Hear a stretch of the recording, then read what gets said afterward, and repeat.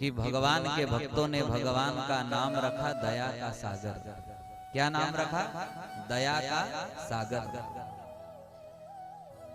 ये जितने भी नाम है भगवान के, ये भक्तों ने ही रखे। सबको मोहने वाला मोहन, चित्त की चोरी करने वाला चित्त चोर। तो भक्त के जितनी पहुंच थी, जिस लेवल का वो भक्त था, जहां तक उसकी पहुंच थी, नाप तोल करके उसने भगवान का नाम रखा। जहां तक उसने भगवान की दया देखी, तो भक्त ने भगवान का नाम रख दिया दया का सागर। क्या नाम रखा? भगवान दया का सागर है। पर यहाँ श्री सुध जी महाराज दर्शन करा रहे हैं कि भक्त ने अपने हिसाब से भगवान का नाम रख दिया कि भगवान दया के सागर है, पर भगवान सागर से भी महान है। कैसे? कहा सागर का तो कहीं न कहीं तट होता है, किनारा होता है, पर भगवान की दया का कोई किनारा नहीं है, कोई तट नहीं। 80 वर्ष के अजामिल ने ऐसा कोई पाप नहीं बचा था जो पाप उसने नहीं किया, सारे पाप कर डाले, पर जब भगवान की शरण में आया तो भगवान ने उसका दोष नहीं देखा, उसका प्रेम देख के उसे तार दिया। श्री सुत जी महाराज की वाणी है कि भगवान एक आंसू की बूंद का कर्ज भी चुकाता है। अगर आप भगवान की याद में रोए हैं, सब ध्यान देना और सब डूब जाना माता है बहन। जगत में हम सबके लिए रोए, सबके लिए रोए हैं, ध्यान देना।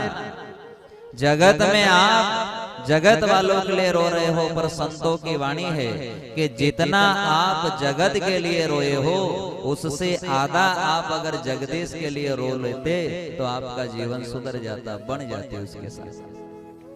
ये भगवान की वाणी है कि जो मेरे लिए रोता है, जो मुझे ही सब कुछ मान लेता है, जो जगत के सारे रिश्ते नाते मेरे से जोड़ लेता है और मेरी याद में रोता है, और मेरी याद में अगर एक आंसू की बूंद भी झलकाता है, तो चाहे 10 जन्म के बाद वो जीवात्मा संकट में आवेगा, तो मैं एक आंसू की बूंद का ऋण चुकाने के लिए दौड़ता हुआ जाऊंगा, अगर तू मेरे लिए रोएगा। पर रोए भी किन के लिए? जगत के लिए। और जगत के लिए रोओगे ना, तो यहाँ केवल लोग टाइम पास समझेंगे बस। जगत के लिए रोओगे तो आपकी बहू रानी कह देगी क्या, ये तो दिन भर रोती रहे, नाटक करे, ये तो नाटकबाज है। क्या है? नाटकबाज है, दिन भर रो रहे। भगवान ये नहीं कहेगा कि नाटक करता है, पर जगत वाले यही कहेंगे क्या, ये तो नाटक करे, नाटकबाज है।